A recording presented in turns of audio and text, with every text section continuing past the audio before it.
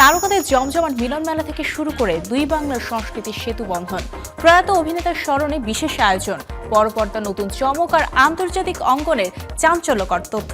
দেশ বিদেশের বিনোদন অঙ্গনের এমনই নানা আলোচিত ও আকর্ষণীয় আপডেট নিয়ে সাজানো আমাদের আজকের আয়োজন। চলুন একে একে দেখে নেওয়া যাক কি কি থাকছে আজকে ট্রেন্ডিং টুডেতে।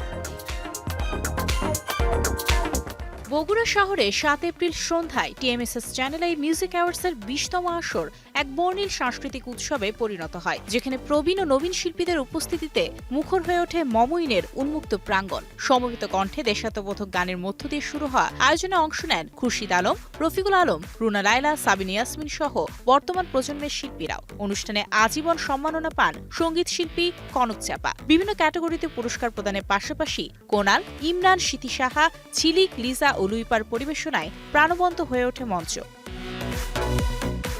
বাংলা সাহিত্য ও সংস্কৃতির জনপ্রিয় আড্ডা কেসিসি বৈঠকখানার তৃতীয় আসর আগামী 18 এপ্রিল কলকাতার কলকাতা সেন্টার ফর ক্রিয়েটিভিটিতে অনুষ্ঠিত হতে যাচ্ছে, যেখানে এক মঞ্চে উপস্থিত থাকবেন অঞ্জন দত্ত ও চঞ্চল চৌধুরী। আর্ট ফিল্ম ও কমার্শিয়াল ফিল্ম তফাৎ খুঁজে যাচ্ছে এই সমসাময়িক বিষয়ে তারা নিজেদের অভিজ্ঞতা ও মতামত তুলে ধরবেন। পুরো আলোচনা সঞ্চালনা করবেন চন্দ্রীর ভট্টাচার্য।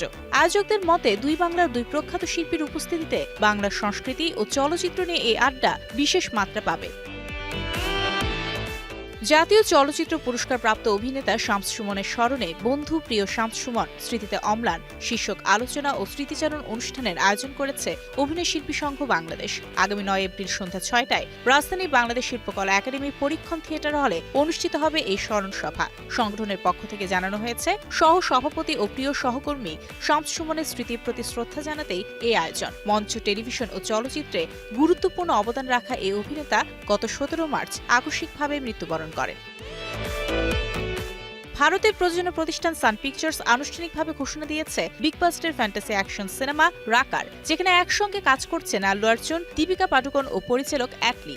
আল্লু অর্জুনের জন্মদিন উপলক্ষে প্রকাশিত টাইটেল পোস্টারে ডার্ক ও ক্রিয়েচার নির্ভর ভিজুয়াল ইঙ্গিত মিলেছে, যে সিনেমাটি ভিন্নধর্মী টোন তুলে ধরে। নির্মাতা অ্যাটলি জানিয়েছেন, প্রায় 18 বছর ধরে লালিত একটি স্বপ্নের প্রকল্প রাকা, যা তার ব্যক্তিগত সৃজনযাত্রার গুরুত্বপূর্ণ অংশ। আল্লু ও দীপিকার এটি প্রথম যৌথ কাজ, যা নিয়ে ইতিমধ্যেই দর্শকদের মধ্যে ব্যাপক আগ্রহ তৈরি হয়েছে।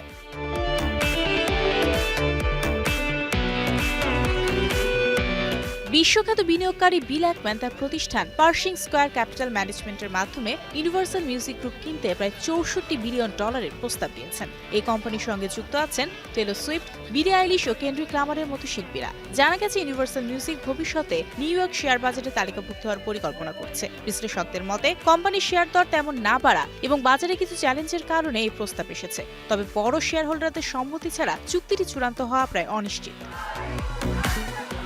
আজকের ট্রেন্ডিং টুডে এখানেই শেষ হচ্ছে। তারকা, গান, সিনেমার বিনিয়োগ সবই একসাথে। আগামী পর্বে আবারও থাকছে দেশ বিদেশের আলোচিত নতুন খবরের মেলবন্ধন। ততক্ষণ পর্যন্ত থাকুন আমাদের সঙ্গে, ধরুন বিনোদনের ছোঁয়া ট্রেন্ডিং টুডেতে।